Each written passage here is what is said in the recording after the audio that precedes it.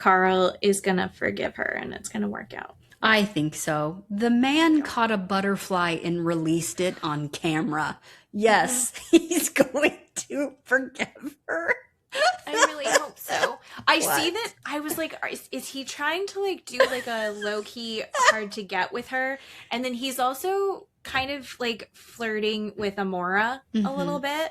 Yeah. And giving her some attention. But yeah, I'm like, please. I can see them outside the villa playing volleyball. Yes. And their families getting together and them just like working on fun projects and traveling the world. Listener discretion advised. Adult language and mature content.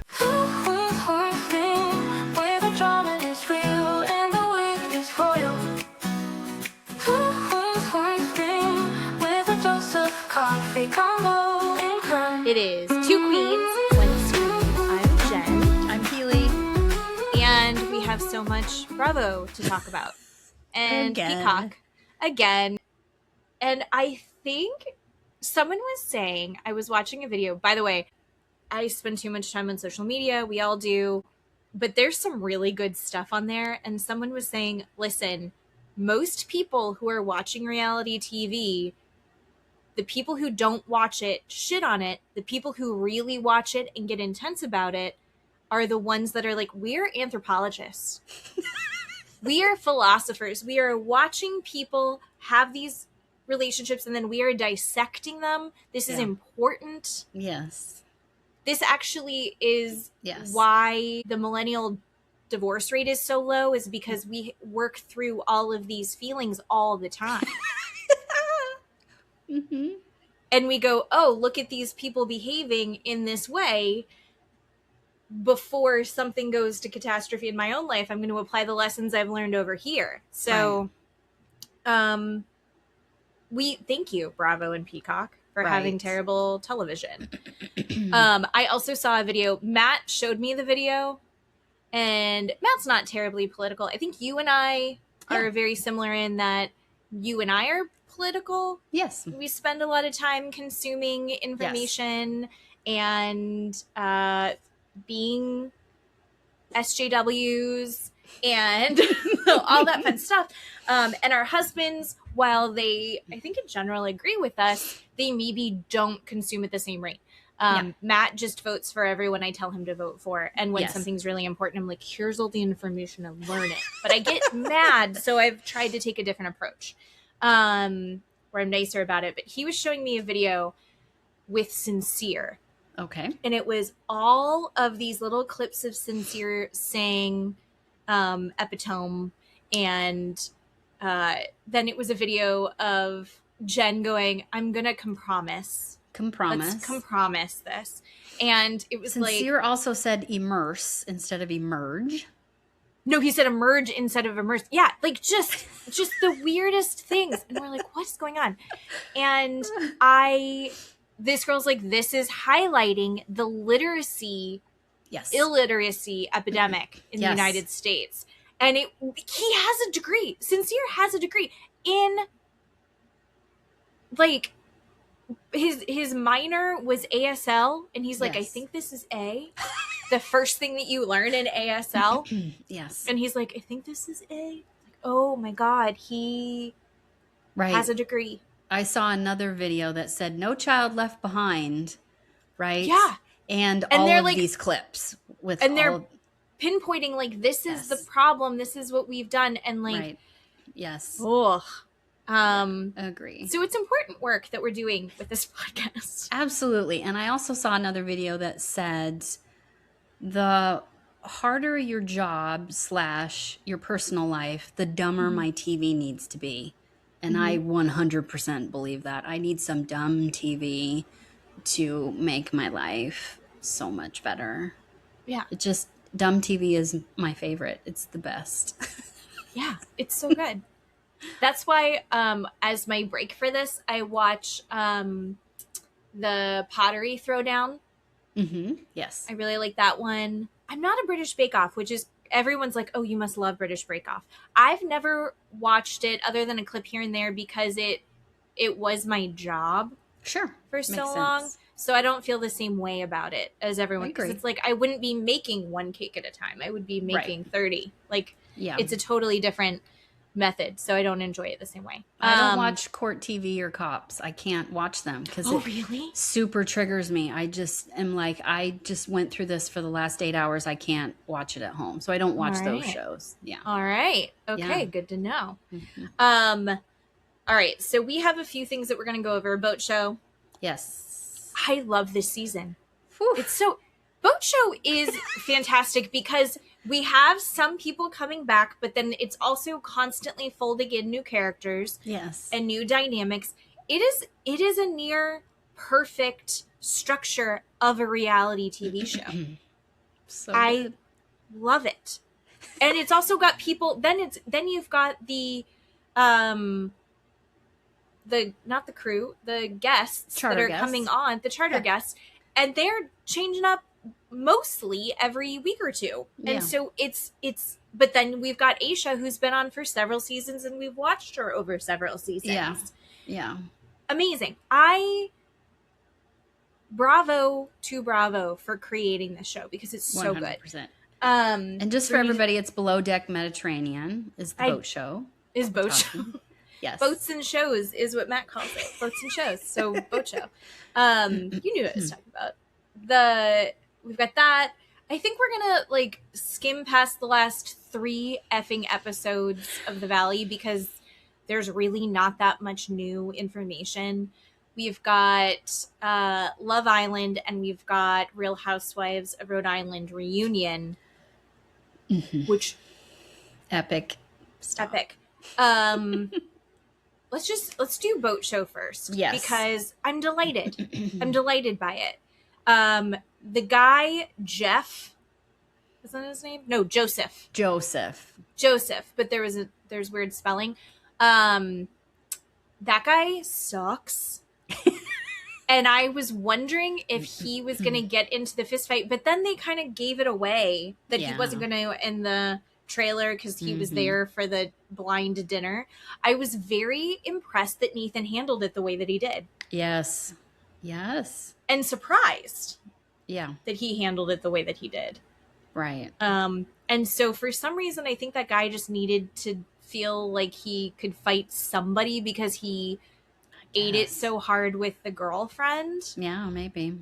And then also the girls that he was trying to call in Croatia or wherever they were. Right. To buy and show up. Yuck. Ugh. No, thank you. But I love how Nathan handled it. I love that he and Joe are coming back together. Yeah. I think Joe sucks at romantic relationships. I think that Joe doesn't even realize like what he's a performer. I mean, he's a dancer and he's on these charters and he's like schmoozing with guests and then he does it with women as well. Yeah. And I think he's so busy being on that he doesn't know how to have like an actual connected relationship. Yes. With a woman.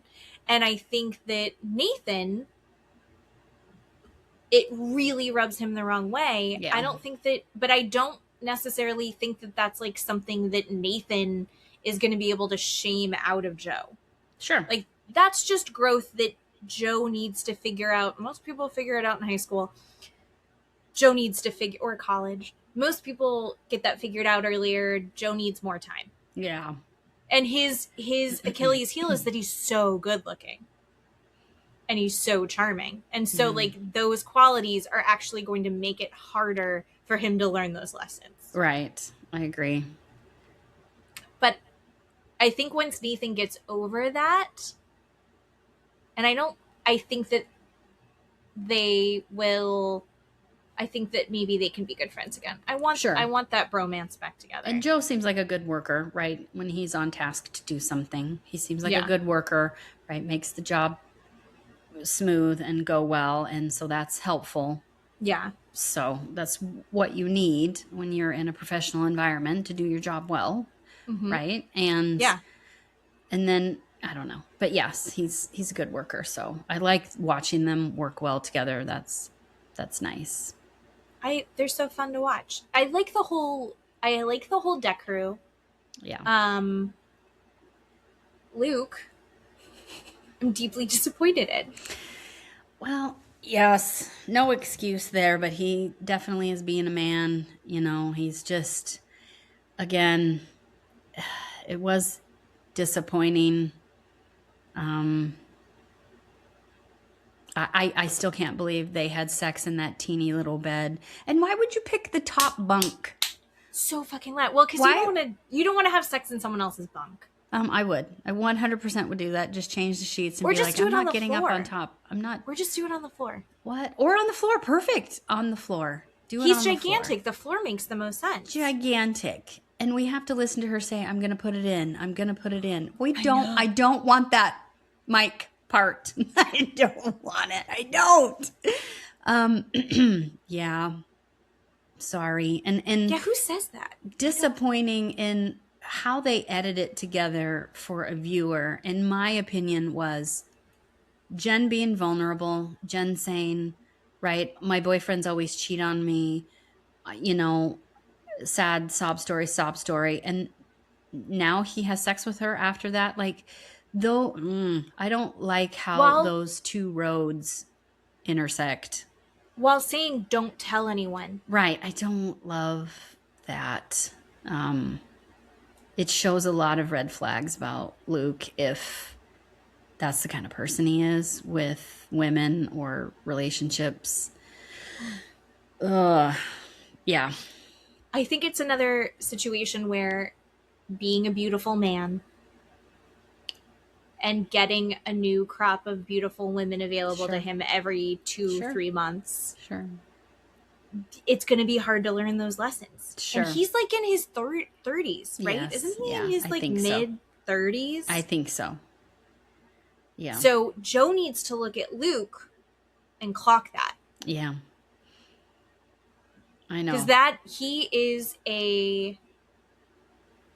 my brain just turned off. This is the literacy crisis. But while you think of it, I did come across Jen's TikTok account. And I know. So I know that you had... I have cats. I haven't showed seen me Jen's. Cat's TikTok account, which was adorable. But I came across Jen's TikTok account. And I was kind of... I don't know that I love it because she was addressing... She's getting some hate or some disrespect because of this last episode and how she's acting and the fact that she slept with Luke. And she said, I want everybody to understand it was August of 2025 when we filmed this. So it's been almost a year. I'm a different person now. And, after like 3 minutes of listening to her say that, I skipped to the next video, which not saying that I don't want to watch the whole thing, but okay, it's a year ago. Okay, that's fine. But I don't know. I'm just saying that her response. I don't hate how she handled things with Luke, to be totally honest.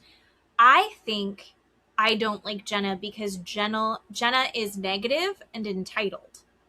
No, I agree. I think she was upfront with Luke and she was like, I don't want this to be like, if you are going to do stuff with her, then I'm not interested in a love triangle, but I really would like to pursue you. Yeah. I have no problem with that. I actually respect that part of it. Mm-hmm. I don't even mind that she slept with him. I don't like that I heard the I'm going to put it in repeated. That part grossed me out. Yeah. I wasn't thrilled with that, but I also I'm just not thrilled about her pouting about second stew and just the way she's handling the job is kind of annoying, right? I feel, we do a really good job. Yeah, differently. Don't bitch about it.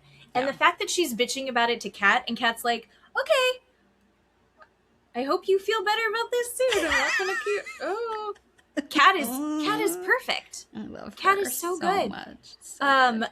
I do think, remember I think it was last week, and you were like, did Keeley say that to Aisha on purpose? Oh, yes. Yeah. I think maybe she did. Yeah. Maybe. Yeah. But I also think Jen was giving Keeley, Yeah.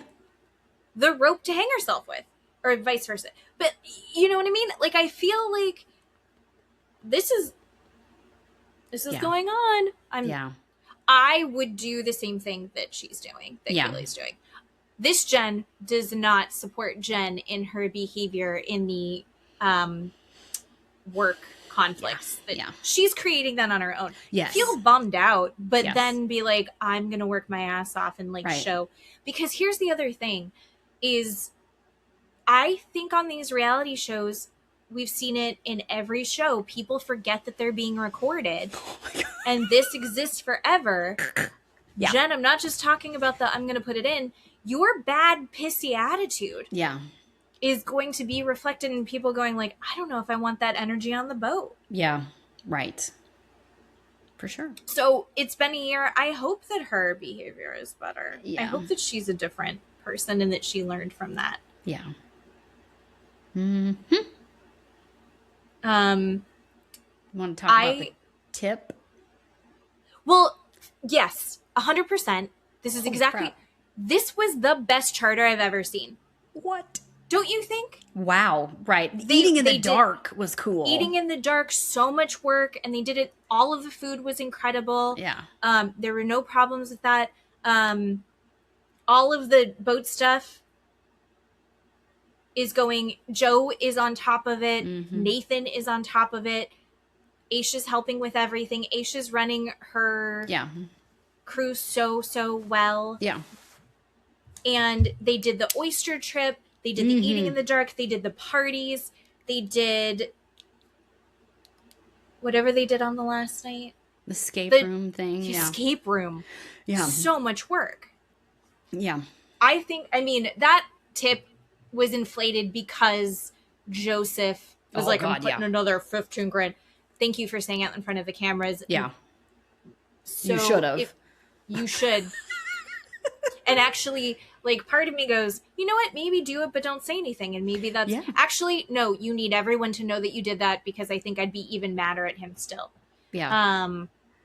But that everyone just goes back to him acting... when I heard that, him behaving poorly, acting like an asshole, and then just throwing money at people and people forgetting that you're a dick. And now we're just going to keep doing it. Not that they don't deserve 50 grand in a tip. Please give them 50 grand. They deserved I love that. For them.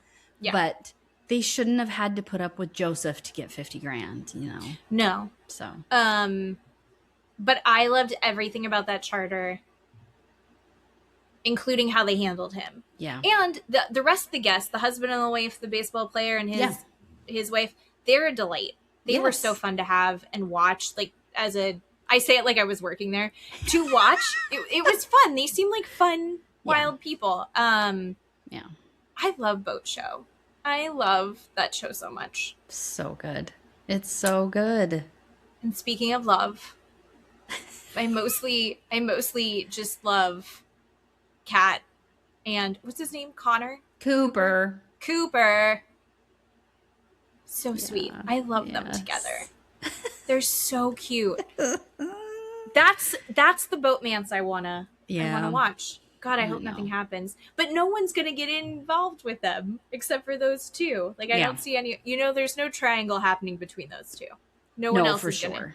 For sure. Oh, what a delight! What an absolute delight! It's so good. So good. All right, what else do we have? Now we've got it. Okay, let's talk about the Valley really quick. Okay. Because we were talking about how we've seen the TikToks of the people. You and I were having a conversation about this. I'm not going to go into we're not going to do a play-by-play of the Valley because they're in Mexico and the same thing's happening. I think viewers are over it and viewers want it to end. Every time I turn on social media, everybody goes, why is this not the last episode? When the fuck is the last episode going to happen? Why are we having the same conversation again and again and again and again? Yes. There's no new information coming. No, they're in Mexico. We've said this before. These people should not go on trips together. Why do they go on trips together? It's not real. You and I should be going on a trip together. Right. There is no reason that Jesse and Michelle should be on a trip together. No. No, exactly. There's no reason that Janet and Danny should be on a trip together. I don't care how big the group is. Yeah. Yeah. Agree. It makes no sense. The only thing that I've come around on is I went into the season thinking that I was still going to hate Janet. And now I'm on the other side going, I think Janet's delivery sucks. Yeah. I think that Janet is annoying. Yeah. I think Janet's right. I think Janet's right. And I think the fact that now Danny and Nia and along for the ride is Luke and probably Kristen, and then, you know, you continue to go down the line apologizing for Danny. Yeah.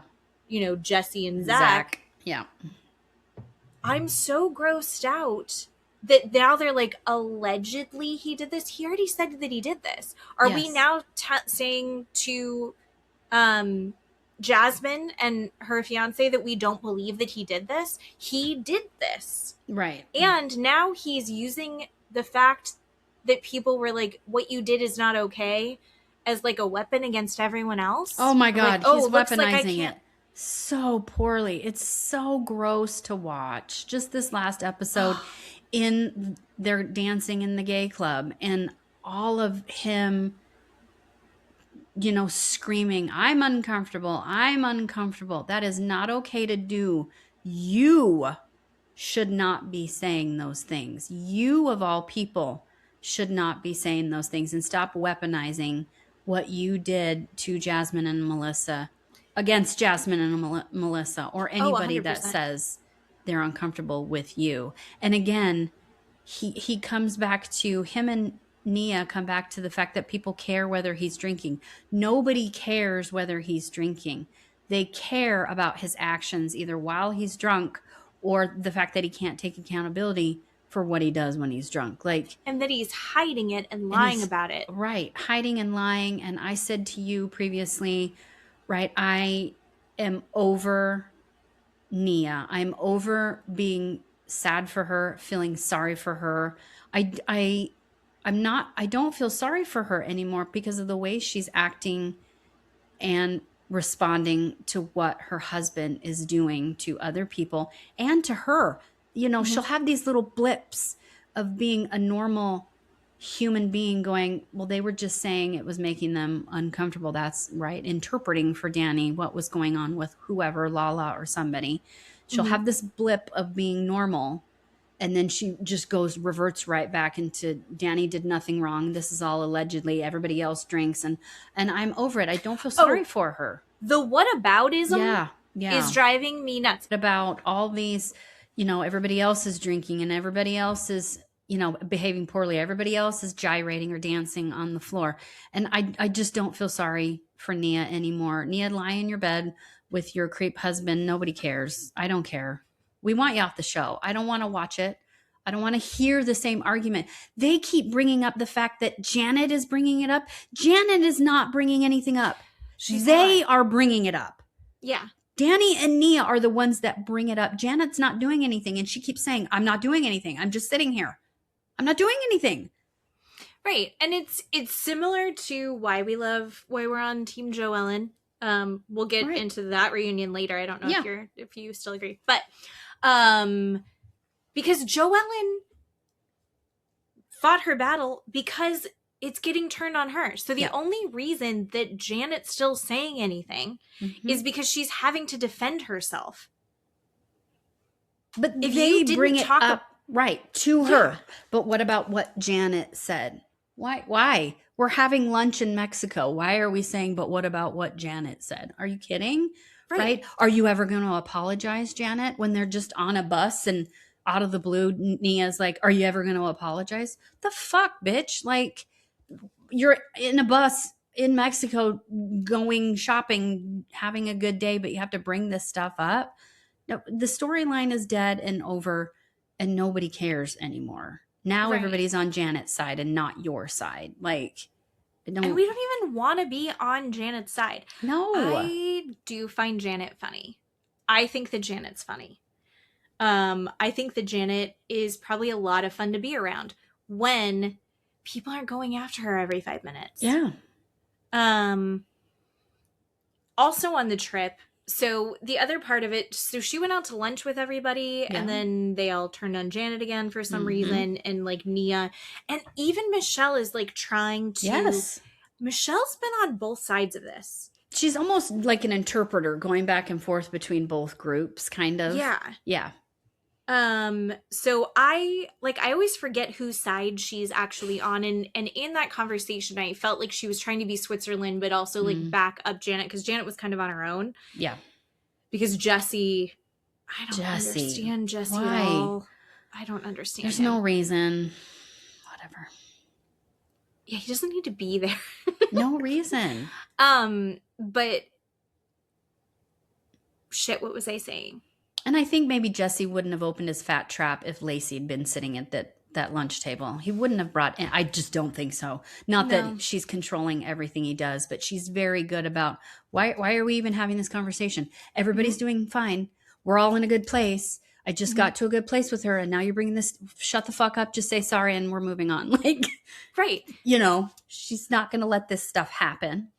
So when they've turned everything against Janet, and then when anything is critiqued about Danny, they immediately point in every other direction. Yeah. What about Brittany's drinking? What about Zach's drinking? When Kristen was doing that, I was like, she's got too much going on to have to deal with this. Yeah. Or like it, I don't care for the fact that I know that she's the bulldog that'll fight for you. Yeah. But I'm like, Kristen, just tap out. You've got other things going on. Like, you don't travel well.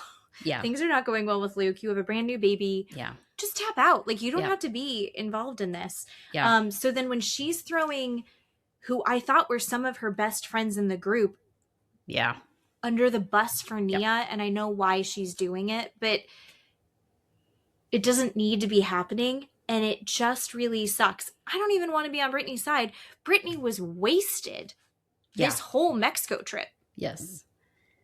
She's not wrong. Brittany's also away from her kid and an adult and isn't sexually assaulting anyone. Yes. Very true. But it's also, Brittany, if you would like to defend yourself from what you just said your best friend said about your drinking, don't have that conversation wasted at a gay bar. I know, right? Oh. I know. I thought that same thing too. I know. Brittany, I'm kind of on your side. No. And also, who is dressing her? She makes so much money. Dang it. I know. She's so cute. Yeah. She just got all this work done. Yeah. There's got to be a better way to show it off. There's just different cuts of a dress or, you know, a maxi dress or sundress or something. Different cuts, meaning, right, the top is sewn right underneath your boobs, right, instead of the top or the mid, her mid going down, right? There's different A lines, straight lines, T length, you know, all these different things with fashion that she could wear. I mean, she's beautiful. None of us, there's one Michelle, right? None of us are Michelle. My God. Yes. We can't all, so we have to all accommodate ourselves in different ways. Yeah. I just like, she's so beautiful. There's somebody could do it. She could do it better. She could be so, I know. I'm a little, and it's like, that can't be comfortable. You just got your drains out. You just got your drains out. Why are you wearing a super tight little mini? It's not. Yeah. Oh, the other thing that you and I had talked about, speaking of what we've been watching online, is I saw a video, and I was telling you about it, where this woman was talking about, basically the leave him or leave us out of it. So we're watching Nia go through this awfulness with Danny. He's treating her shitty. He's treating everyone around them shitty. She tells him, like, hey, maybe don't, like, hip thrust at everyone at the gay bar. It's going to make people uncomfortable. Really not engaging with his kids, right? Even at home, or even when they went on those other trips, right? About having to put the baby down for a nap or change her diaper while Nia is eating a sandwich, right? In his own family, in his home also, right? How he's treating her that way. But then she'll also let other people jump in and defend her. in those moments. Yes. And everyone online is jumping in and defending her. Yes. But then she backslides. So there's this, and she's a mother. They've got 4 kids. 4. Of course, like, I get why.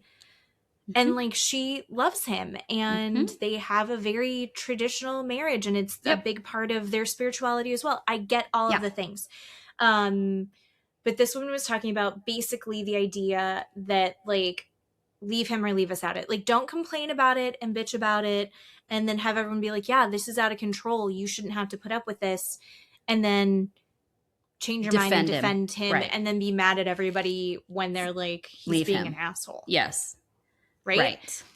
And then I watched another video that was in response to that video. And this other woman was saying, you know, we can't live like this. If someone is in a toxic or abusive, mostly abusive relationship, and we know that abusive relationships just escalate, having these women not be able to have a place to go to talk about what's going on with them. Right. Letting these women become very isolated is actually more dangerous for them. And they need an outlet where they can do that. Okay. So like, we need to be able to be a space, and not just women, men go through the same thing, but like being a space for people in these unhealthy relationships to be able to go somewhere and have those conversations and let it out and talk about it and have a sounding board for this thing. Yeah. And then I saw another video, and this one was about basically saying, no, we have done all of this work over the last couple years of decentering men. It's like, literally, it's a movement, the decentering men movement, where it's like, we're not going to put their wants and needs and emotions first. Like, we've spent so much time coddling men that when we're not like this, when we stop doing that, we get the fucking red pill movement. Yeah. Like, this isn't working out. So actually, the next step of decentering men, calling out their bad behavior, right, not immediately working to, you know, console whatever feelings that they have or fix whatever issues are going on. Yeah. And actually centering women or centering the partnership rather than just the men in the partnership. We've called it out. The next step is going, and I'm fucking done. Yes. And I'm done. And so, like, if you can call it out, but the second that we say, okay, you see it now, do something, then you go, no. And I'm a flip-flopper. I see all the sides of it. And I think you made a really interesting point about the nuance. Yeah. Like because you said, you know, I'm a flip-flopper. I believe in all of these ideas or theories. And I'm not sure, you know, which is right or what to do. And I said, as a person, here's my opinion, as a person who is divorced and wasn't in a great relationship, it took me 7 years to leave that relationship. And there's different nuances within the relationship for different people. Like, for example, my nuance or the context of my relationship was I was very young. I was 20 years old and I had a child.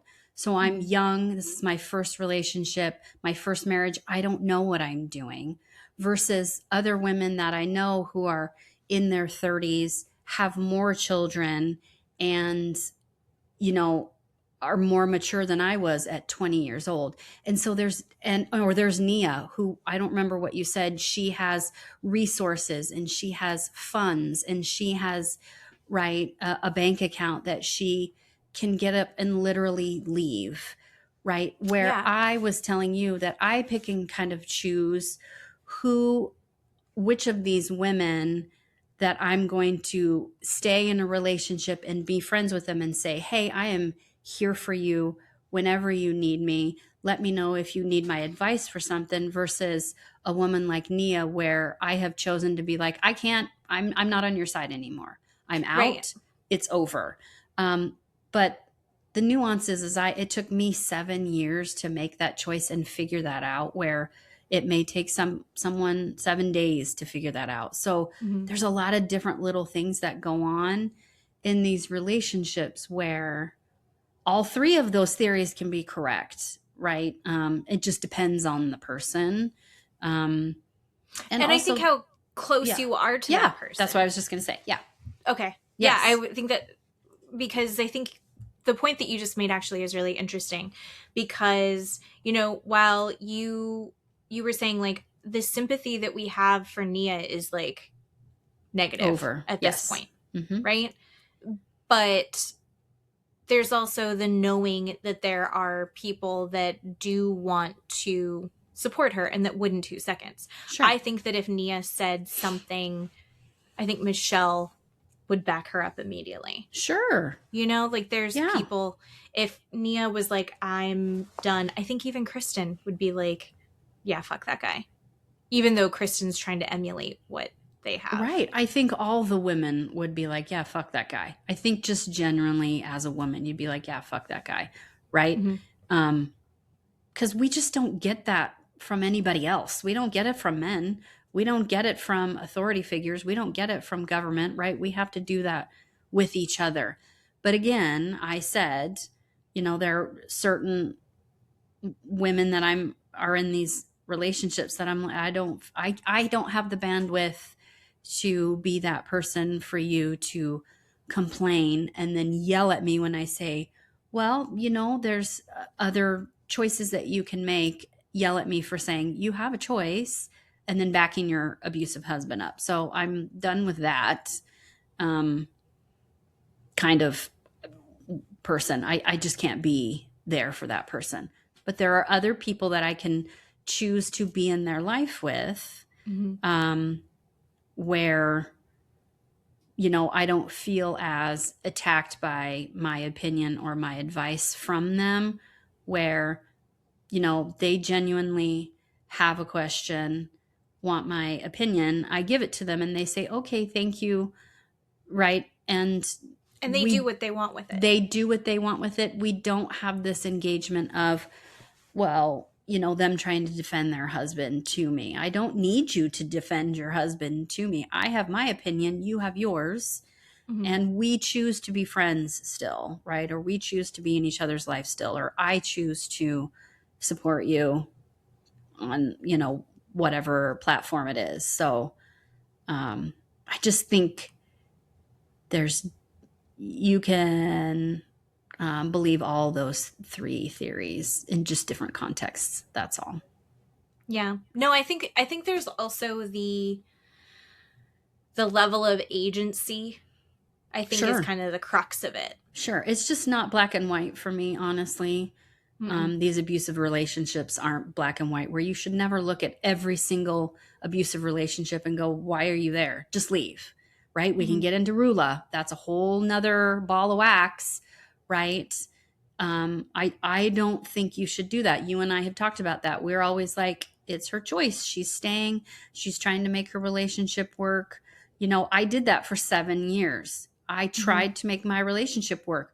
The reason I did is because I said to myself, I love him. I will show him that this is enough, right? And until I learned that it wasn't, that clicked, then I was out, right? And I had a daughter that I didn't want watching how he treated me and thinking this is how a man treats a woman. This is how, you know, male treats female. I was not even prepared. That's not even a thought in my mind to have her grow up thinking that's okay. So those two factors, it took me 7 years to come to that conclusion. So, and again, I was 20, right, when all of it happened. And 20-year-olds don't know anything from anything. So no. Oh, yeah. Am I still watching The Valley? Of course. Am I enjoying it? No. Do I ever watch one episode in one sitting? Also, no. I can't. It's like, one, boring, two, annoying. I usually can sit through just about anything, and I can't with that anymore. Yeah. It's a new experience for me. I agree. Do you want to talk about 20-year-olds for a little bit? Sure. Love Island. Let's do it. Okay.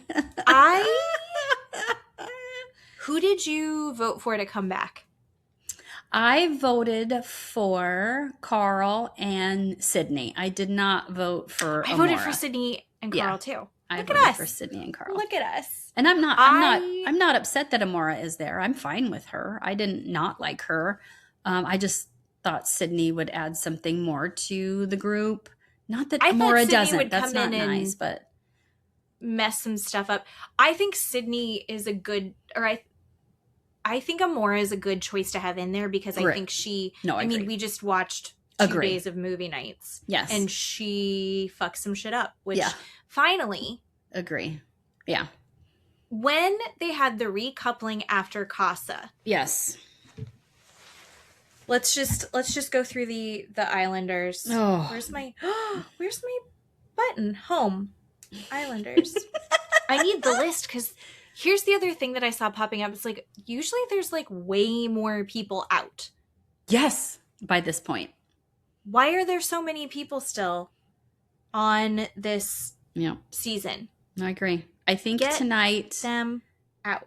We're having a vote tonight. So tonight is Friday, and I think we're voting the least 2 out. So I think 4 people are going home is what I'm guessing. All right, let's start cute. Trinity and Bryce. Yes. How do you feel about Trinity and Bryce? I've come around on Bryce. I think he is a dum-dum. I've forgiven him for his past indiscretions. I don't like how he acted during movie night. I'm upset with him. I'm disturbed with him, how he was going after the women and basically backing up Casey and Sincere with this bullshit of Casey never told us what was going on, and so the men, none of those fuckers told any of Melanie or Anaya what these pieces of shit were doing, and they're all supposed to be friends. Mm-hmm. And Bryce, stood 10 toes down, like I love to say, saying, well, we didn't know he was doing that to you. Backing up the boys and not coming and saying, yeah, you're right. We didn't tell you. I interpreted it differently, what he was saying, because he was saying, I thought when he was talking, he'd say he was telling us he was doing this and we saw him doing this. He told us, he told us that you know everything, that he told you everything. And 2, he said to us that he still had a connection with you. So we're listening to him and believing it. The bullshit with and also, if you watched Bryce's face as they were like cutting and he's like behind people reacting, he's glaring at Sincere. Like I felt like he left pissed at Sincere. But then the problem is, it's like they all still believe him. They're like, but he really does. Like everyone's still listening to Sincere's words. Yeah. And believing Sincere. I think Sincere believes what he's saying. Oh, yeah. Because you don't want to think that you're a bad person. You don't want to think that you've done something that's going to hurt somebody. But you're doing it. He's doing it over and over and over again. I was just going to say Kenzie, but there's a huge difference between Sincere and Kenzie.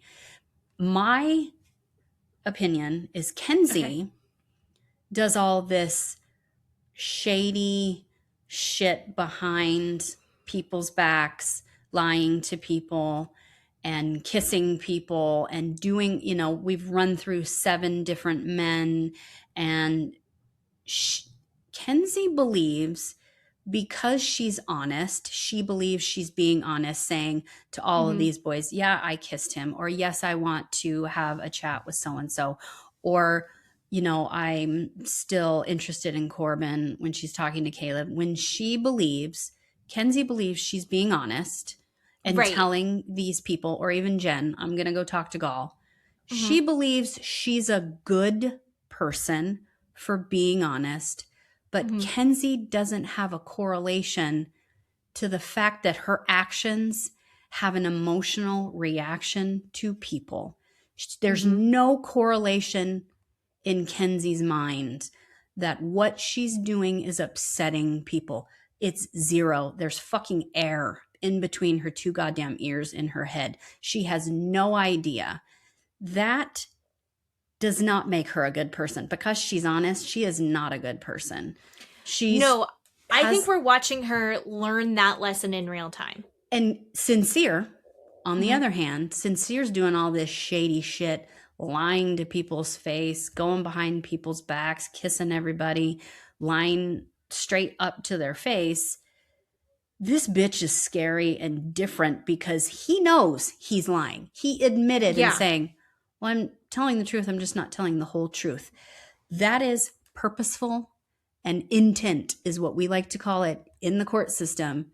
He is doing it with purpose and doing it with intent when he says, I'm not telling the whole truth. I'm telling the truth, but not the whole truth. That's different.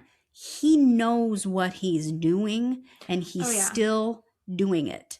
That is a bad person. It's manipulative as shit, and it's also like so performative. He will say, he's like, well, I say a lot of things I don't mean, and then he's like, it's because I'm people pleasing. No, I don't find him the way that he behaved with Soul, the way that he behaved with Amora. I don't think that's people pleasing. No, I live with a people pleaser. Sincere's a liar. My people pleaser is not a liar. He does not lie to me to please me. That has nothing to do with people pleasing. And thank you, Melanie. She was like, no, I'm not accepting that. That's not people pleasing. I really hope that Melanie, like, this is it. And we saw them, they like, once she got up and screamed, which I think she had every right to do. Here's the difference again between Sincere and Kenzie. Sincere is defending himself the whole time and still somehow, and he's victimizing himself. Yep. It's like, I'm a people pleaser. Yep. And like, I just didn't know, and I didn't want to hurt you. It hurts me that I hurt you. Yep. So now you want her to come be like, I'm sorry. Yep. I'm not really that hurt. I don't want you to be upset that I'm upset. So I'm going to have to be less upset so you don't get upset. Bullshit. Fuck off. It really frustrated me that he was doing that. Versus Kenzie, like I said, I think we watched her learn that lesson in real time where she was like, this is what I did. And I was being honest. And then you see everyone reacting to that. And you see her go, you're right. That's valid. I feel like we watched the guinea pig in the wheel start running, where she's like, oh, just because I told them that I did that doesn't mean that it doesn't still make him like sad and upset. Right. Like, I feel like she was just and you know what? She's like, what, 22, 23? And again, she's hot. I don't think that she's had to learn all those lessons in the same way that us girls that had to put out more had to learn. That's what I'm saying. I told Steve this last night. I said, I don't know what her home life is like, but for her to not have that correlation that your actions have consequences with other people. Do people not tell her no in her family? How do you not teach that to another person? Like her conversation with Jen, when Jen was like, if this wasn't Love Island, I would not be your friend. And you are super shady and I don't trust you. And the fact that she gaslit Jen and said, you're mad at me because I'm playing the game and I'm exploring. That's gaslighting someone, bitch. Now you're not the victim. Yeah. Look at Jen and go, I'm sorry. I didn't understand. I was making you feel that way. Kenzie has no clue that she made people feel that way. Her first reaction was super defensive, but as the conversation went on, at the end, I feel like you see her going like, I had no idea. Like, I genuinely think you're 100% right. What is her home life? Because she literally doesn't get it. And a lot of the people in this, I think maybe it's like this cool girl, cool guy mentality where it's like, we're going to play the game and we're going to go explore and experience things and just be honest with me. Like, just be honest and it'll be fine. that is a lie that everyone is telling themselves. Yes. I think everyone wants to feel that way. Like, as long as I know the truth, I'll be fine. No, because the truth hurts. That's part of all of this. Right. You're allowed to have a reaction to it. You are allowed to be impacted by how you feel about their actions. Yep. That is going to happen. So you can't be like, well, you can't be mad because you knew. Right. I'm sorry. We don't do that. No. When they showed the clip of her saying a kiss is like a handshake, every single person, including the guys, did the face like, oh, that's not a thing. That's not a thing. A kiss is not like a handshake, Kenzie. What are you talking about? That doesn't make any sense. It makes everyone in the room feel uncomfortable, and that's not real. That's not real. It's an intimate person-to-person contact with someone, and you think it's a handshake? No, it's upsetting to people. Yeah. And that's what she doesn't get. And I don't understand what I'm watching with her. I think she is going to get a ton of like growth from this. I hope. I really hope. I do think that her and Dylan are cute. What did you think about Dylan crying before movie night? There's some people that do not believe that Dylan's crying was authentic, and there are people who think that like that was a genuine response. What team are you on? I don't know. I mean, I felt bad, but watching it, I don't remember seeing any tears. I mean, I don't know how to feel about that.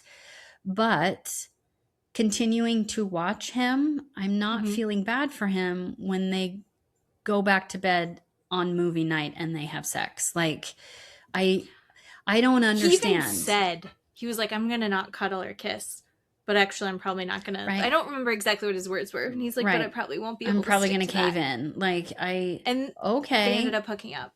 Right. Because I think she's the problem. She is the problem. She can't stop herself. She can't look at her behavior and go, maybe I shouldn't have sex with him. Maybe we shouldn't kiss. Maybe we should just go to sleep. But she uses her body as, right, I'm just going to make everything better. And I don't understand that. This is why I don't understand.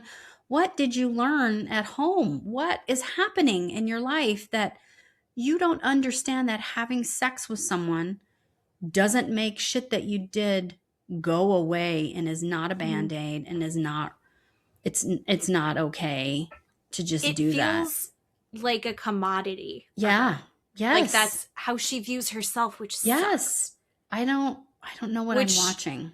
I don't know. I think like part of me is like there's some unlearning she needs to do. We've seen in past seasons where they kick people off because they've run through the whole group. We've seen people getting kicked off because they've only got one person and they've never run through the group. Like, you know, her sexual prowess gives me the ick as Corbin and Gabriel did. Like, she's got the same gross ickness for me with the fact that she's not confident. She's not confident. I don't believe the people that are posting saying, oh, you don't like her just because she's sexually confident and she's confident in herself and she knows she's beautiful and she's sexually aggressive. I don't think she's sexually confident. She's selfish is what she is. She's selfish and she doesn't understand people have a problem with what she's doing. I'm watching her face. Yeah. She doesn't, this is all new information. She doesn't get it. Even Corbin, even someone that everybody's like, this guy's AI, even Corbin gets it. I mean, hello.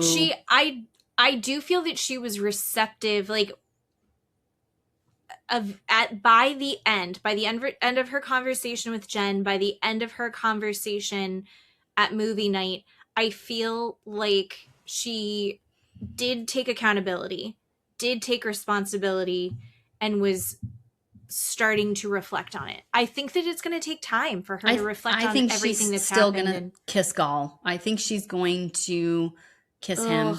I don't know. Kiss him again. I mean, we saw for a clip for tonight that the boys are picking the girls.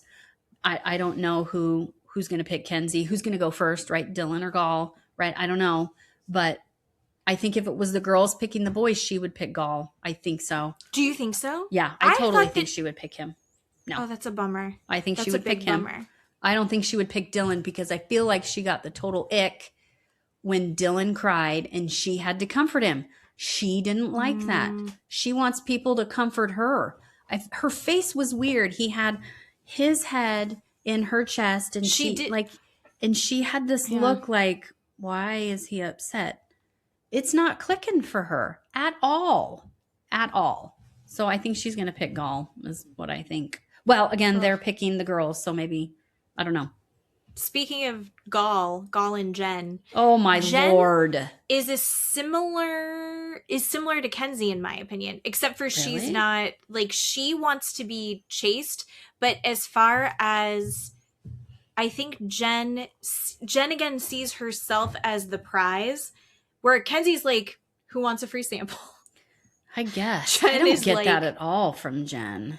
Jen, I don't get that. It's like Jen is shocked that she is not the hot commodity. Like she said, she's like, I'm not used to this. Yeah, she was like, I'm not used to not being pursued. I'm used to people just coming up to me and trying to have a conversation. She's like, not in the villa. This is bizarre to her because she doesn't have to try to get attention. She doesn't have to work for that. Okay. And I think, like, I feel like she's kind of like, what's it called? Like resting on her laurels. Oh, okay. Yeah. And I don't hate it. I like Jen from Florida is a fan of Jen from Florida. I don't hate it. It's just how they go about doing it, right? That's the whole thing with this show, right? It's a double standard because the girls are exploring in Casa and the boys are exploring in Casa and the boys are saying it's a double standard.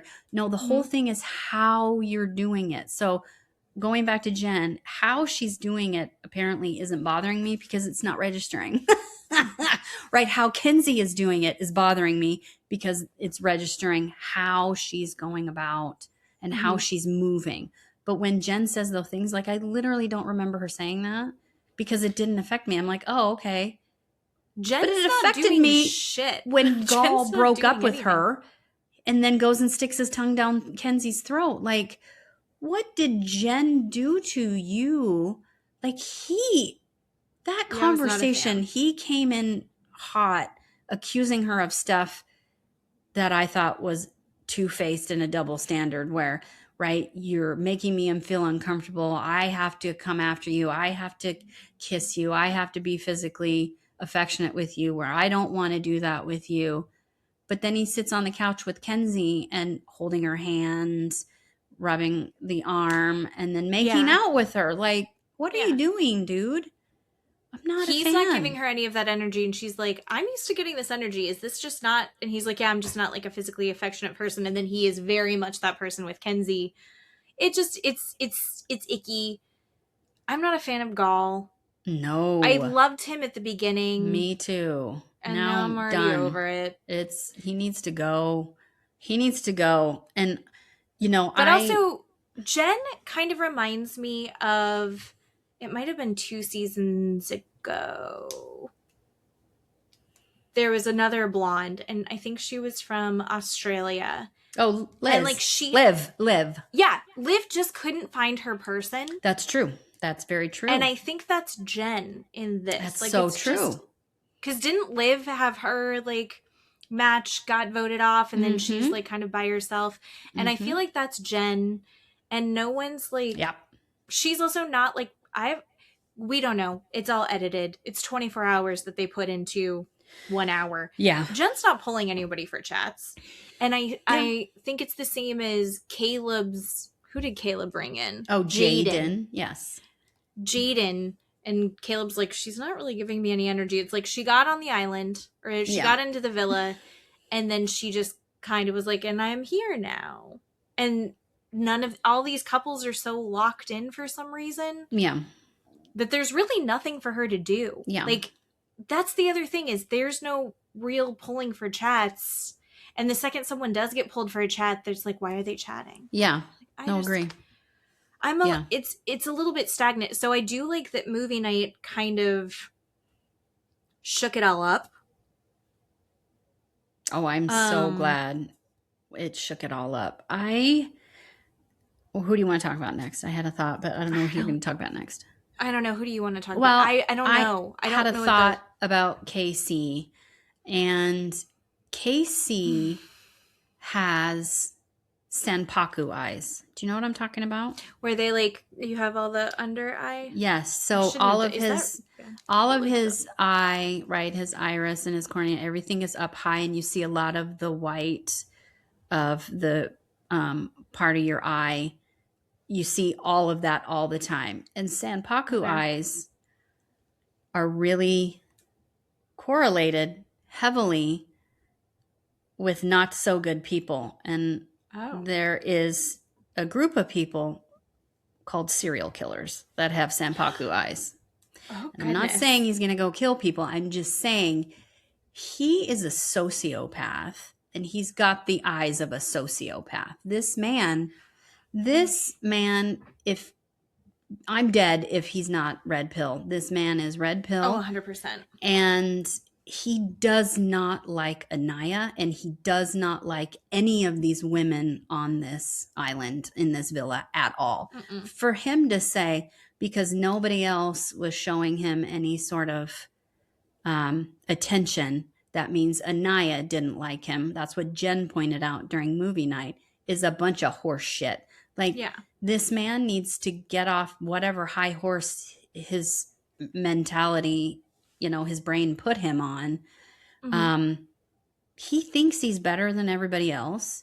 He believes women are something to be caught or bought, or some sort of product to be used. 100%. He's trying to teach the men this. I will also go as far as saying none of these men like these women as people. None of them, Bryce included. I will leave out Carl, but none of these OG men like these women, because it's rough. Because if they did, they actually liked them as a person or considered them a quote unquote friend, they would have gone and told all of these women what was going on. But they backtrack and say, he didn't tell us anything. We don't know what's going on. Mm-hmm. Sincere doesn't like Melanie at all. If he did, he would move differently. Casey cannot stand Anaya, does not like her at all. Casey treating Tiara or TT like an object. She's just an object for his desires and his sexual purpose. That's all she is to him. He did with Sydney too. Yeah, that's all. And him to like Sydney and TT because they showed him. I mean, he even said it himself. She said, I saw you on the show and you're the one I picked. You're the one I want. Right. Mm-hmm. That's attractive to him. I mean, you've got a problem, dude. He said a couple things that were so gross. Like, the girls in the villa don't understand his power. Like, what do you mean? And I had seen a couple things, and when he made reference to Anaya comes from a good family, like, he was trying to talk her up when they did the recoupling, and he came back with Tiara, and he was like, she comes from a really good family. And I was like, do you think that, but then Tiara comes from the projects, and not the projects, South Central. Yeah, South Central. Yeah. South Central. She comes from the South Central. I grew up in South Central.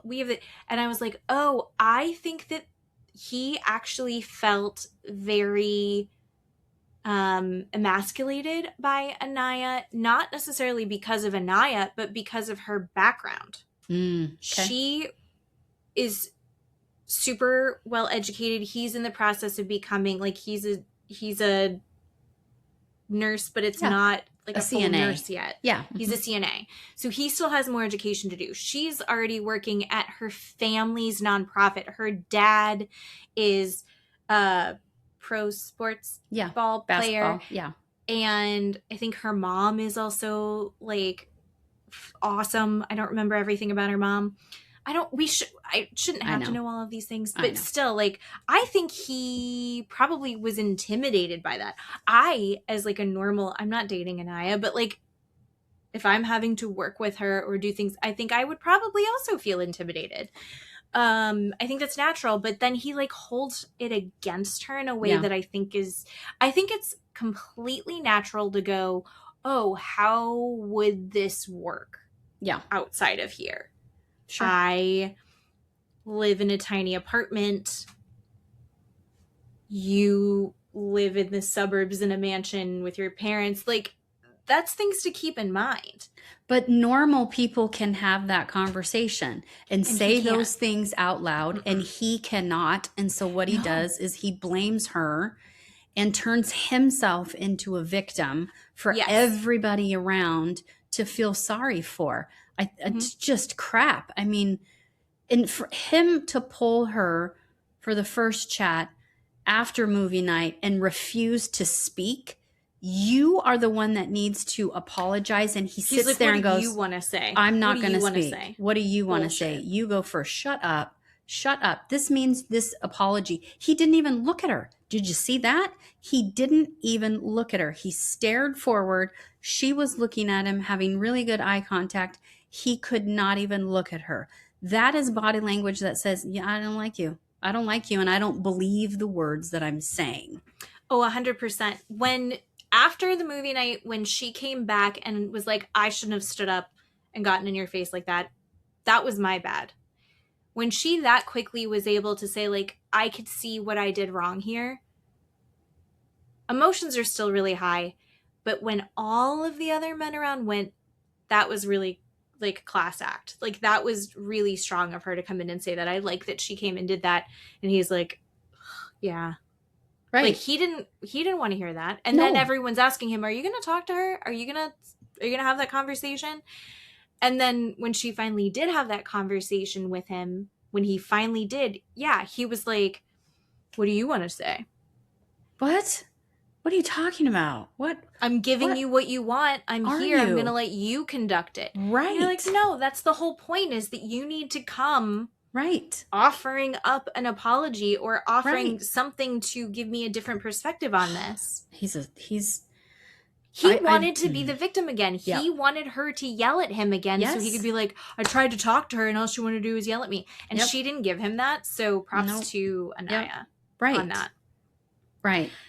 Do you think Carl is going to forgive her and it's going to work out? I think so. The man caught a butterfly and released it on camera. Yes, he's going to forgive her. I really hope so. I see that. I was like, is he trying to like do like a low-key hard to get with her? And then he's also kind of like flirting with Amora a little bit. Yeah. And giving her some attention. But yeah, I'm like, please. I can see them outside the villa playing volleyball. Yes. And their families getting together and them just like working on fun projects and traveling the world. I just want it to happen so bad. Yeah. But I don't know. I think he needs a little bit of time. And I think, but I it's one of those things where Sincere's like, I'm going to put in the work so you can see. Bullshit. No. Sincere's already sleeping in the bed and letting her, Melanie, sleep out on a couch. I see Anaya putting in the work and giving the effort and the time and having the conversation. Yeah. So I think I'm like, she's gonna win it back and it's gonna work out. That's all I want. No, I know. I agree. I think so. What did you think of Sincere sleeping in the fucking bed? Oh, I'm absolutely. mad about it. When all the boys say to him, let her sleep in the bed. If she sleeps in Soul Ties, you need to go and say, sleep in the bed. I'll go to Soul Ties. And he doesn't do it. This is the difference. He knows what he's doing. He knows it, people. And he's still choosing to do it wrong because he's a bad person. He's choosing on purpose to do this. And Melanie is horrified, and I feel so bad for her. I was saying, watching it, do these people not understand that they're being filmed? Like, do you lose sight of the fact that you're being filmed when you're watching it on movie night going, oh my God, I can't believe I'm watching that? Because when they're watching movie night, that's what we see as viewers, right? Your movie night is what we watch every day, every night of the week, and then we vote on it. And when you're like, oh my God, why are they voting this way? It's because we're watching movie night every single night. And are they lost on that fact? I mean, Corbin said something funny. What was it? He was like, oh man, there was a camera or something. What did he say? There was a microphone there or something funny. Yeah. And we're like, yes, Corbin, you're everywhere. Being recorded. Like everywhere. I'm confused. So Sincere, I think he knows what he's doing.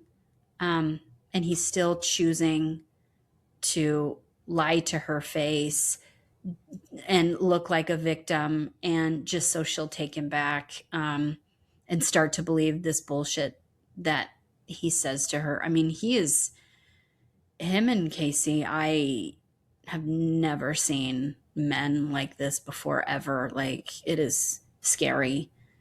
Okay. How do you feel about Zack? Same. Zack is a very dangerous person also.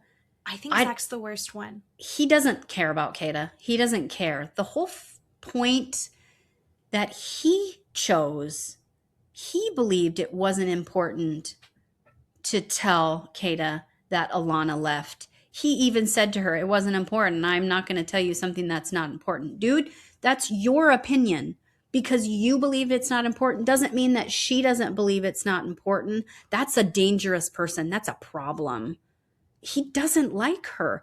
He is in this relationship with her and continues to be with her because he sees everybody else going, man, she's so cute. She's so nice. She's so fun. Bryce showing her attention. Everybody else talking to her.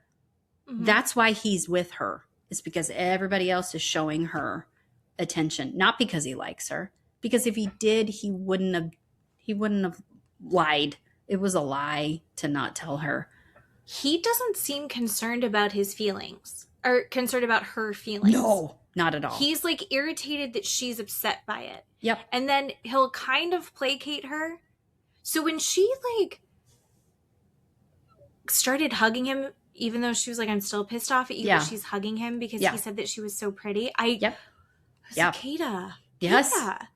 Yep. I'm so confused by her.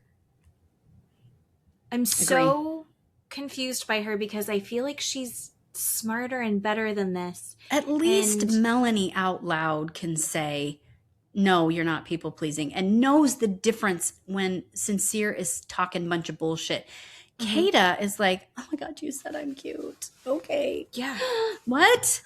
I genuinely thought that Sincere was going to come back with the other girl. Oh, I'm sorry. And I thought Zack was going to as well. Me too. I think if Alana had been there, he would have come back with her. I'll stand on that. I believe he would have come back with her. Absolutely. Absolutely. Yeah. I don't care that he talked about Kata the entire time. He just wanted to play the victim and have people feel sorry for him. Nope, that wasn't real. Wasn't real. No, and the fact that he didn't tell Kata. Yeah.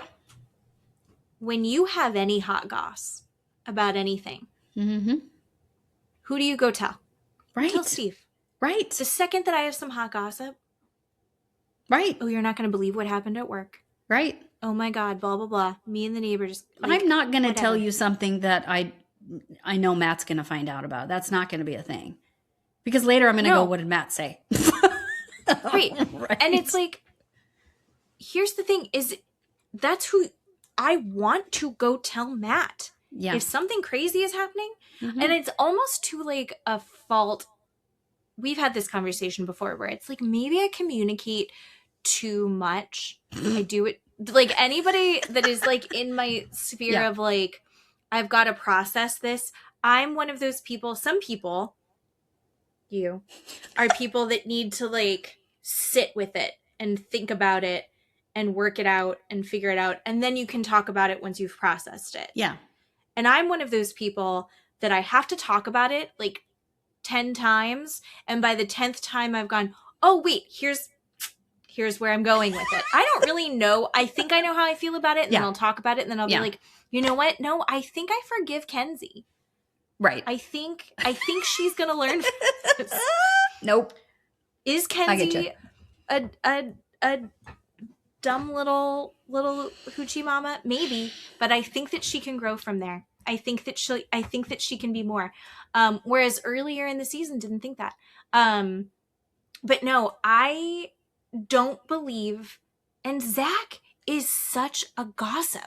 Oh my God, he's walking around stirring pots for every single person. I don't think she really likes you. I don't think she really thinks you're funny. I don't feel like he's being honest with you. I saw him doing XYZ. Why would he not tell Kata that? Oh, there was a girl, and like, you know, we did hit it off, but she just went home because something's going on. I don't know what. Why would you not have that conversation? Right. That's exactly. 100% a conversation. Absolutely. And why did no one else have that conversation until movie night? Yep. Well, somebody was like, I thought you knew this. Because he did. He went over, he's like, I told her everything. That's a huge component of the everything that happened. Right. Again, these boys not telling these girls what's going on that are supposedly their friends. Any of those men. Bryce could have gone over to Kata and go, hey, dude, you won't believe what happened. Like, you know, but he didn't. He chose not to. Every single one of those men knew that girl was, you know, sticking her tongue down Zach's throat and then left night 2. And Zack tells, night 4, whatever. No, she was gone on night 2, but nobody's telling Kata anything. Anybody could have told Kata that. Any of those boys, but they're not going to. That's why they don't like these girls. They don't like them. And I'm a little bit, speaking of boys not liking girls, I'm a little bit irritated at Anaya for still being friends with Sincere. Because you've seen how he moves. Yeah. He's not being honest with you. He's talking shit about you. Yeah. And you see how he's being with these girls. Don't reconnect that friendship. I see it a little bit differently where, again, another person is telling Sincere, so it's not Melanie and it's not Casey or Bryce or whatever, that he's fucking up and doing bad things, right? Sometimes you just need another face to go say the same exact words going, what you did was bad. It came off bad. It looked bad. It was bad. You have no idea what you've done. Just like Kata with Kenzie. That shit was bad, Kenzie. It looked terrible. I can't believe you did that. Like another face coming to her going, this is bad. That's how I saw it, where that's how the men in the villa should have been moving with these women. Anaya, in my mind, is doing what she's supposed to be doing, which is telling another person, dude, that sucked. Don't do that again. This is what's happening over there. Where these men should be taking care of these women going, do you know what he just said about you? He's sticking his tongue down someone's throat over there. And then he's telling you he didn't because I saw him that he did. Right? This is what we do on this show. And then you walk up to the other person and go, why am I finding out from Jen that this is what you're doing or whatever? That's how this show is. But none of these people are doing it. So I didn't hold it against her for having a talk with him going, you screwed up. You got to stop. Right. But I need you to, I'm hoping that she like, I don't know how you're still like close friends. Like I felt like we were really close friends and now we are not. No, I get that. Don't be. I get that. Because Sincere's not doing shit to make anything better. No. He's just victimizing himself and gaslighting Melanie and making Melanie crazy. We are watching in real time what it is for a man to make a woman crazy on purpose. And everyone's like, you're not, like Anaya over and over being like, you're not crazy. You know you're not crazy. All the shit that he said to you, you're not crazy. So it looks like they've hit a wall and like maybe it's finally gotten through to Melanie that's not going to get any better. I hope so. I hope so. I hope so. I don't know. All right. Do you want to talk about something way more fun? Yeah. the best Housewives reunion I feel like I've watched in a really long time. Oh my God.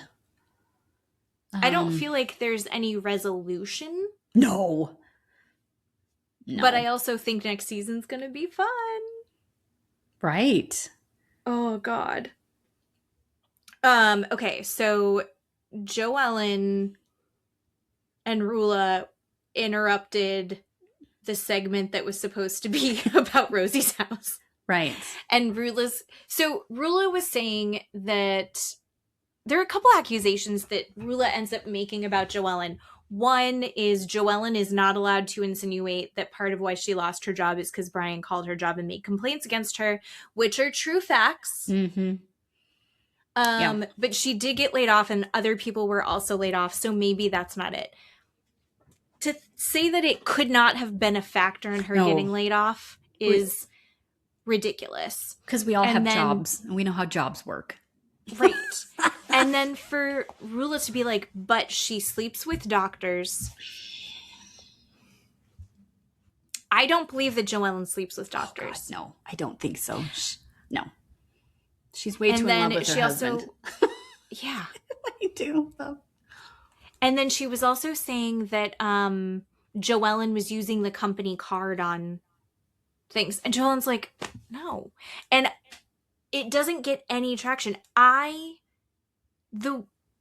It's the same thing with like On the Valley with Danny's bullshit. Yeah.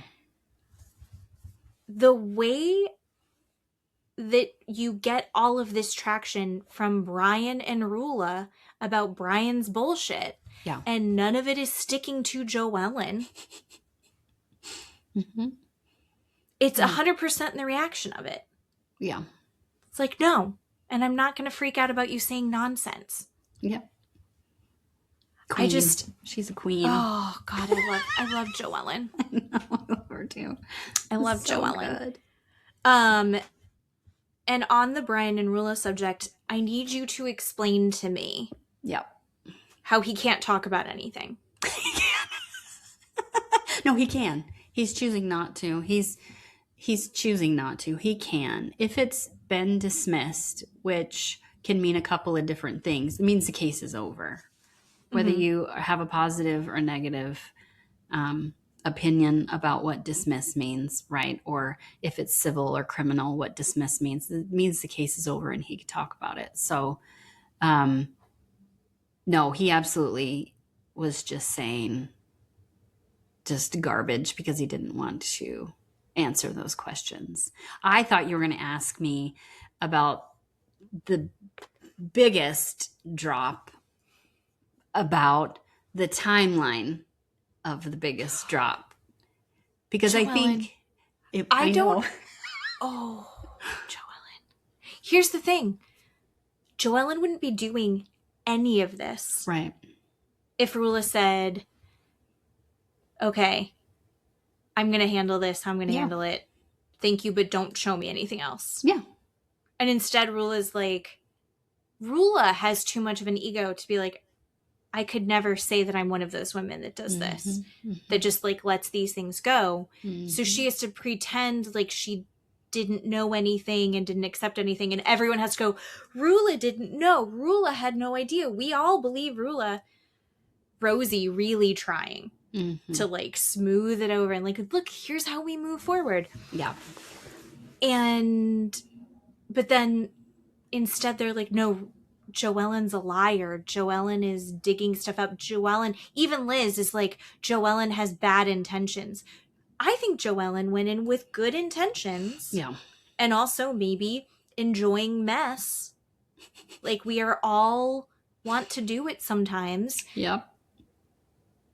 But Jo-Ellen didn't have ill intent until Brian went after her. Right. And then when Brian went after her and then Rulla started talking shit, Jo-Ellen's like, no. I don't fault her for that at all. No, not at all. Nope. You didn't have to do that to Jo-Ellen. Right. You could have said, thanks, I'm going to handle it from here. Right. Right. I'm going to keep it. We've decided to stay together. We're going to keep it in the family. Yeah. And that's not what she decided to do. They decided to go after Jo-Ellen. And some people are like, the second that you cross me, I'm going to bury you. And that is who Jo-Ellen is. Yep. And that's fun for us. Yes. Yes, it is. Because of the way she's doing it. I'll go back to that again. The way she's doing it is so fun for us. Yes. It's the best. So part of me was like, Jo-Ellen, why are you looking at his like wedding date stuff? Probably because someone sent it to her. Someone else also loves mess and sent it to her, and they're like, here you go. And she's like, thank you, I will use this. Would I? Maybe if I'm on TV, but in like regular society, no, I think I go, I just want to be out of it. I don't want to be involved. Yeah. But Jo-Ellen's like, nope, you called me a liar and now I'm going to burn your house down. I'm going to break your fucking nose. Yep. So Yep. good. Yep. I love her face when she said, I'm going to break your fucking nose, because she looked like she was excited to do it. Yeah. But she was also calm. Yeah. Which is very scary. Jo-Ellen's badass. Yes. Yes. Very scary. I believe she's broken noses before. Yes. Oh, okay. So the Brian stuff just kept coming up. And also then when Rosie was like trying to like hold their hand on how to move forward, like, let's get into it. Let's have a season 2, guys. And she's like, just tell us, Rulla, we believe you didn't know anything.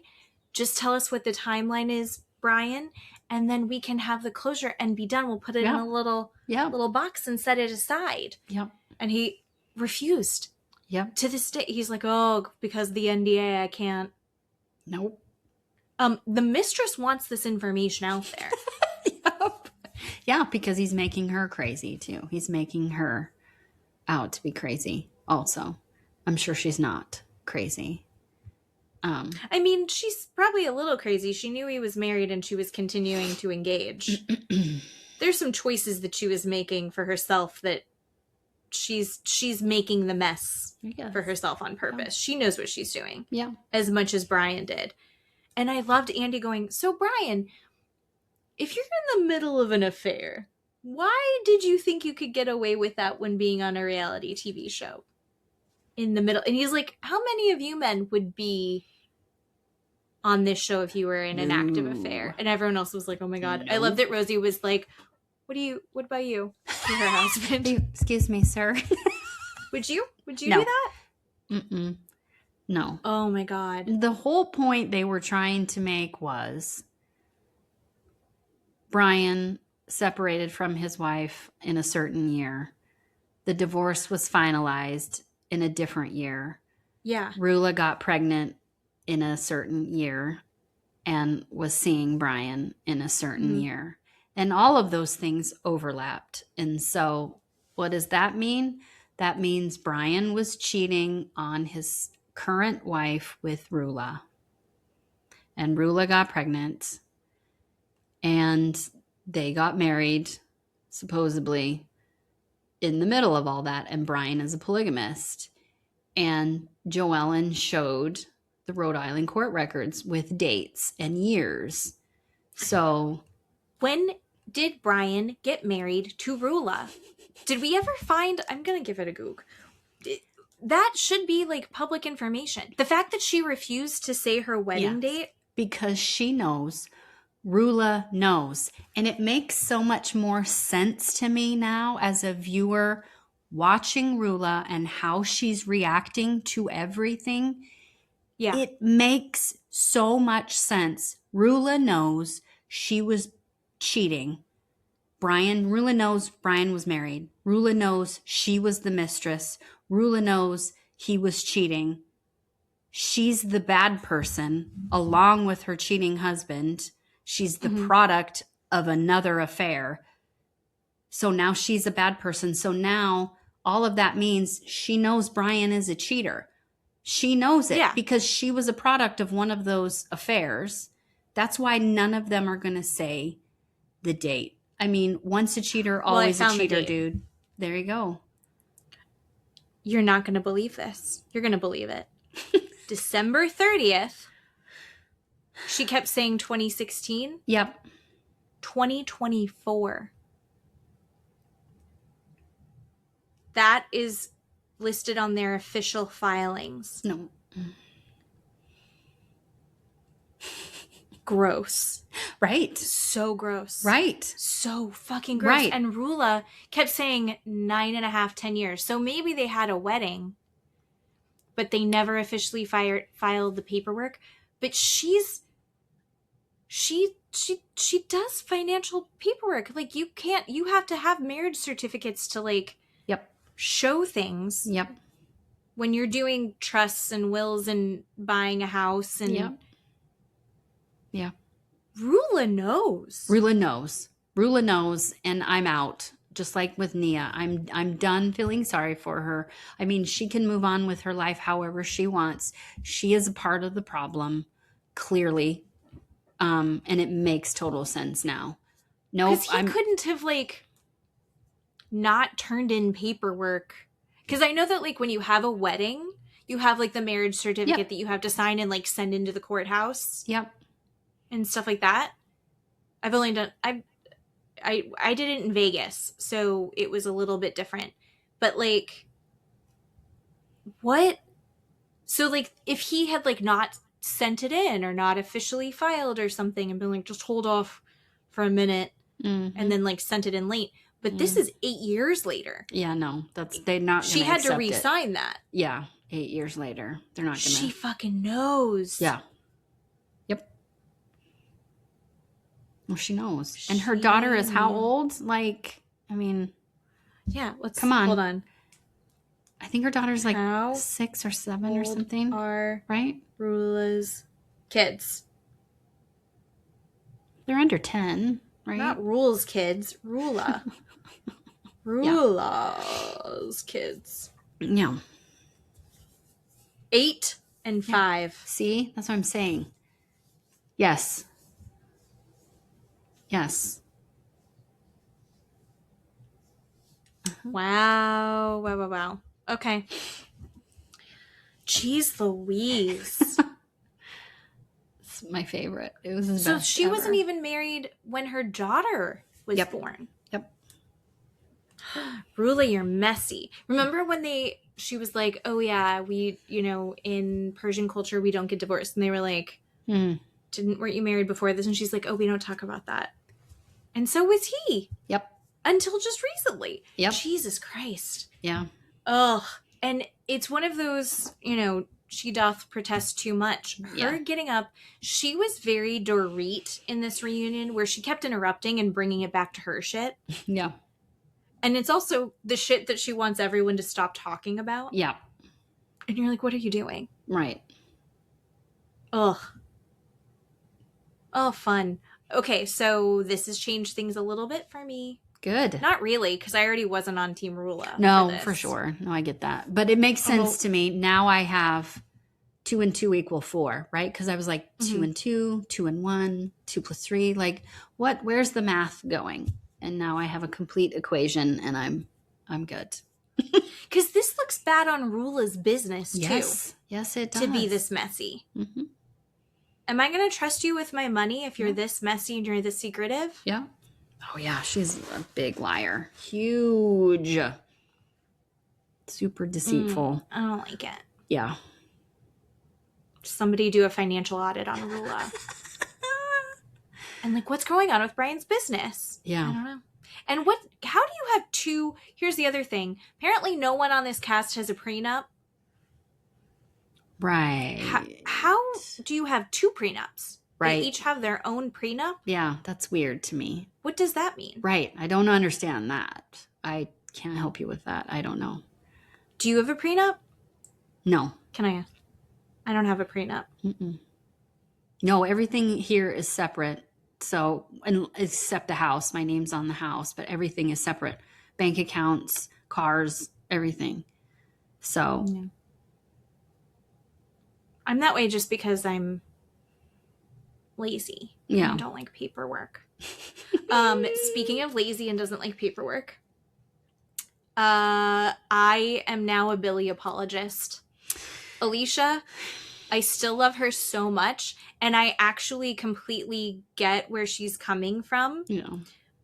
But I think that she needs to stop throwing Billy under the bus because I think he didn't really do as awful as she feels like he did. And it could be... I don't think it's financial abuse like I thought it was before. And it could be that she's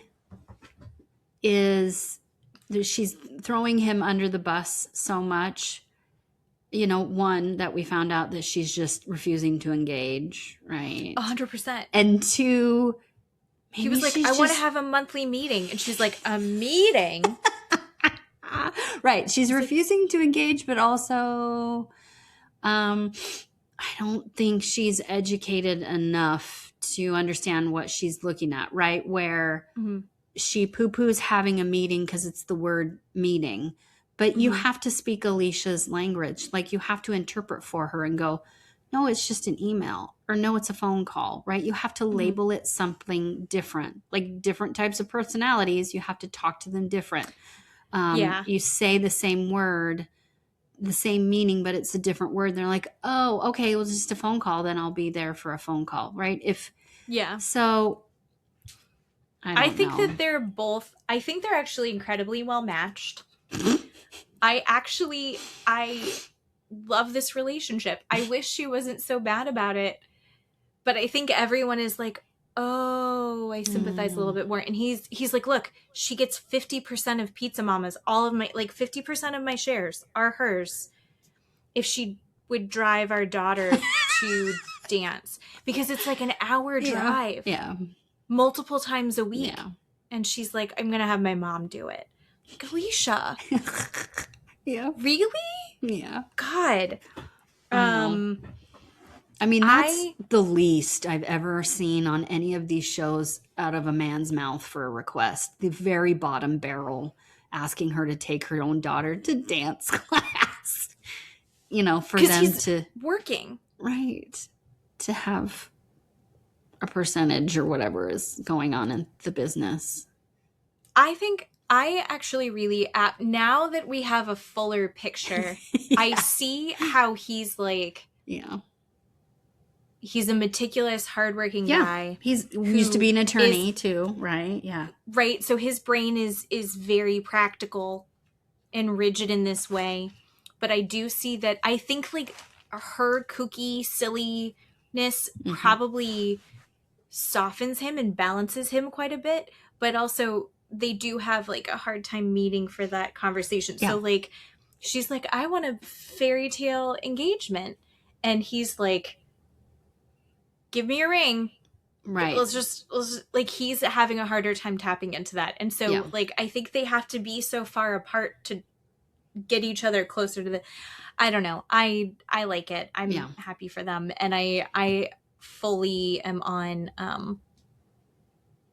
on Billy's side now, but I'm also like very supportive of their relationship. Yes. Yeah. I agree. Other relationships that are fun. So Kelsey is with Bill now. Yes. So we've got a Bill and a Billy. I know. We have a Gary and a Jerry. I know. It's hard. I know. And I don't remember who. So Jerry is with Liz. Yeah, and Gary. Is with Jo-Ellen. Yeah. Gary for the win. Gary's my favorite husband. Gary's pretty good. Gary's my favorite husband. Really good. He's a super active dad. Yeah.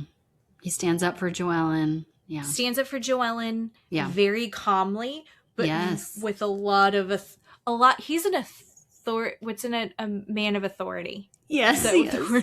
Yes, he is. He's in charge. He's in charge. And he's willing to go topless. Yes. Love that for him. And then I can't remember what is Rosie's husband's name? Rich. Rich is a people pleaser. Rich wants everyone to get along. Oh yeah, he's definitely Which I think you kind of, to be a successful husband on these shows, you need to have, like, get a little messy. and I don't think Rich is comfortable getting a little messy. No, he just wants to have everybody be in a friend group and everybody get along and just go golfing or whatever we're doing. Just come over for pizza or meet up for drinks or something. Yeah. Yeah. And the fact that he was like, we all went to breakfast and took Clemmy for a walk. No one gives a shit. Oh my God, He's one of those funny. And we have friends that are, dual income, no kids. Yeah. And they have a pet. I've got cats. I have children and I'm obsessed with my cats. But when you are like a single dog owner, that dog becomes your world. And there's nothing wrong with that. Yeah. However, no one else cares. Right. They love you. They love that you love your dog. No one else cares. But Clemmy, and I've talked about Clemmy a few times, Clemmy is not the celebrity that she is for Rich. And I love that she is for Rich. But Rich, the men don't want to have that. Don't care that Clemmy was there. No, I know. But Rosie saw you pick up Clemmy poop. They don't care. So messy that Rich doesn't have to be. And I think Rich knows that, because, oh my God. Yeah. Yeah, 100%. And then Ashley's husband, the bachelor guy. Jared, he really didn't have much to say. He never has much to say. No. But he did, at the end, he was like, you need to tell Rulla everything. Oh, yeah, to Brian. I think that he's a good guy. Mm-hmm. And for someone who's been on reality TV for as long as he has, I feel like he's almost too like passive for this to like work out for him. No, I get that. He seems like a good guy. Yeah. Who just wants to run his restaurant. Mm-hmm. So I did like the faces he was making about when Brian was talking about, I don't remember what it was, that he wasn't seeing his mistress anymore, or he and Rulla are getting back together. Oh my God, his faces were amazing. They kept cutting over. And Ashley. Ashley's like, I loved Ashley. Yeah. Just Ashley responding to everything. So Because she doesn't have her own drama. Yeah. Yeah. Which I think is, again, I think Ashley's like she's not a native to Rhode Island. Mm-hmm. She's kind of like, we substitute ourselves in for her. Yeah. And like, she's like, what is going on? Explain this? Yeah. Yeah. And like, of course, nothing ever bad has happened because she's not a whole person. No, not really. But Liz. So this is the episode that we got the full explainer on the affair, supposedly. Yeah. But she just danced. It was literally just her out dancing with another guy. Yeah. And then Rulla's tried to spin it into this whole fucking thing. Again, being deceitful and lying again, just to hurt people on purpose. What are you doing? Do you think, I actually believe her when she said she had no idea that Brian had gotten on the phone with Jerry. Oh, I don't know that I mean, for me, I look at people's history and track record and background. I don't know that I believe that, but maybe she didn't. My opinion is I tend to lean towards she's lying, that she did know. Maybe. So she looked flabbergasted and confused. Mm-hmm. He sucks so hard. Brian sucks so hard. I know, but Jerry was so great about it. He was like, yeah, man. Yep. That's what happened. I did get a phone call from this one over here. Just like, you're so just chill about what's going on. Don't really care.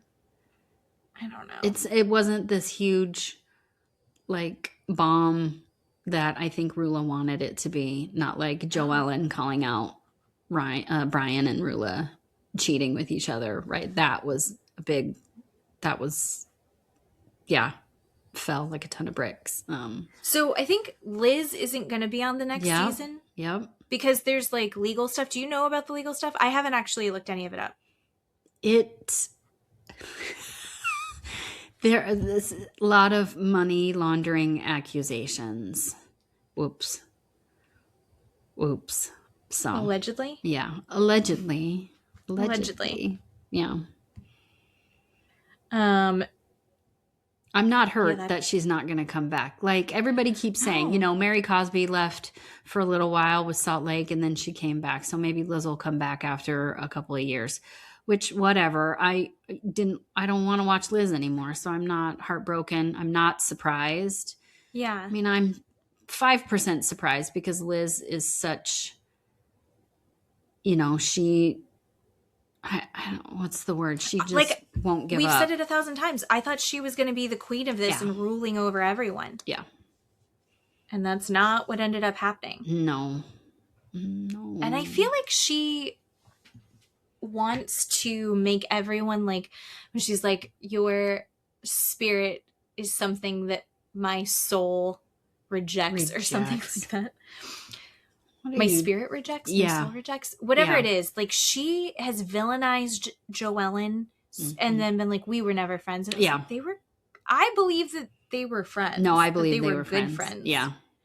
I think it's super performative too. Liz is just because she has no excuse for her behavior, and so it's just all this performative weird stuff. That's what I think. I think it's marijuana psychosis. Yes, it is marijuana psychosis, 100%. Because she wasn't acting like this before. No, so weird. Like, I know that pot is legal, and I know that pot can be used as a medicine, but I think that there's a certain point where you're using so much of it that your grip on reality and facts is like over and over again. No, it's all a little too skewed. Yep. And Liz is so inconsistent. Yes. I don't know. Yeah. I think you're testing for quality control a little too much. Yep. Who else are we missing? Kelsey's with Bill. Bill is paying for her car. She's paying for her own insurance. Yeah. Kelsey and Rosie kind of sort of decided to make up or say that they wouldn't hate getting together. Like, I'm not quite sure. Yeah, a truce or something. I think it's just a truce, and I think it's until they have the opportunity to say something. Until filming again. Shitty again. Like, just like they have to decide what. Right. Yeah. What? I meant that in a nice way. Yeah. I don't know. You're looking bigger. I was talking about your boobs. Like, yeah. What are you? I don't think that they're ever going to be friends. Yeah. And then Ashley, when Kelsey was like, and I think this was the episode before, but she was like, well, can we hang out? Mm-hmm. It's like, I don't see Kelsey enjoying hanging out with Ashley and her kids. And I don't know that Ashley has bandwidth for like a girls' night. Yeah, true. In the same way. Yeah. You know? Yep. So I don't know. I think that they'll get together when they're filming and that'll be fine. And that's all I want. Yeah. No, I agree. What do we have next? Is there any new Housewives? It's going to be like the ultimate girls trip stuff. And I haven't ever watched any of those. I don't ever watch those. No, I don't think anything's next. So we have the reunion for the Valley. Praise be. Hopefully in the next couple of weeks. Because the Valley's just got to go. Mm-hmm. Rhode Island is over. Just Love Island. I don't know. You know? Yeah. We'll figure it out. Maybe we start going back into true crime story times more. Oh, man, yeah. I need to get Netflix back. My mother-in-law was like really pushing that I need to watch Maternal Instinct. Oh my God, that is, and we mentioned it before. Good. Yes. But I haven't seen it. I have genuinely, anytime if I see a hashtag Maternal Instinct, I flash through it. Okay. Because I don't want anything spoiled for me. Sure. Because if that had happened on the one that was about the mom that was like cyber stalking her daughter. Yeah. If that had been ruined for me, I would have been pissed off. So I'm purposely skipping all the, I don't know anything about Maternal Instinct. Okay. So maybe it was very, not necessarily very good. Okay. That we have to do that, but we have to do one soon. So, because next week we'll just have Love Island and Boat Show. Yeah, well, we'll have one of the Valley because they're still in Mexico. For God's sake, they've been there a year. Right? Still have another one where it's the scene where Danny and Nia is physically standing in front of Danny because Lala is confronting Danny and Nia gets between them. So we have that scene next week, and please praise be. Hopefully that's the finale. I don't know. And then the reunion. So, and the reunion is usually like 4 parts with these things, that we don't need it to be 4 parts. What we have learned is that Rhode Island had 2. And Perfect. I loved 2. Yes. 2 was great because 1, we never feel like it's enough. Yeah. Right? Right. Like I would watch Love is Blind and they do it in 1 and it's like, no, I need more. Mm-hmm. I think 2-part reunions are perfect. Yeah. Oh, yeah. Yep. Because if you do 3, the second episode is like garbage. Right. They either don't say anything or, yeah, you get nowhere, really, with the second part of the 3. So, and did we really get anywhere in Rhode Island? Not really. But No. It was a great reunion. Nobody stomped off. Right. Rulla stood up and tried to intimidate Jo-Ellen, but that was about it. So. Oh, I love it. I love it so much. Is Rulla going to come back? I hope not. Even if she does, maybe she's a friend of and it's maybe 1 episode, but I hope not. I mean, Andy, come on, right? These people have serious issues and you even questioned it. So why are they still on the show? I don't know. Mm-hmm. I don't know. All right. Well, I think that's it for today. Yeah, babe. And look at us under 2 hours. What? Even better. What? We did so good. Happy 4th of July tomorrow. Oh, do you yes. have 4th of July plans? Do you guys do anything? We don't really do anything. No, we'll get our own fireworks and do that. And our street's really good about having lots of fireworks. So even if we don't do our own, we can walk around to other places and watch. And then nearby neighborhoods do the illegal ones. Here in Idaho, we can't do anything that is airborne. And so we'll get up on top of the house or the truck and watch the illegals from one street over too. So fireworks, people. Fireworks, not drugs. But no, we don't camp. We don't go anywhere. We don't do anything. We don't have a party. So no, we don't really do anything either. And fireworks here in Florida are fucking awful. Oh, because they're legal here. Yes. And like, I don't know that there's anything that's not legal here. People are launching it. There's stuff that's landed on our house and like our house could have burned down. Yeah, right. Like we are so lucky. Right. So I'm hoping it rains because also people will do fireworks from 6:00 at night. The sun doesn't go down until 9. Yeah. And they will do fireworks until 3 a.m. Oh God. And they're like the loud mortars that are up in the sky. Yeah. So uh-oh, I can't hear you. It's weird. Well, I can do a sign off and you can just wave if you want. Okay. I'll just say goodbye. All right. Well, that's it for today, everybody. Thanks for doing a podcast with me. Bye.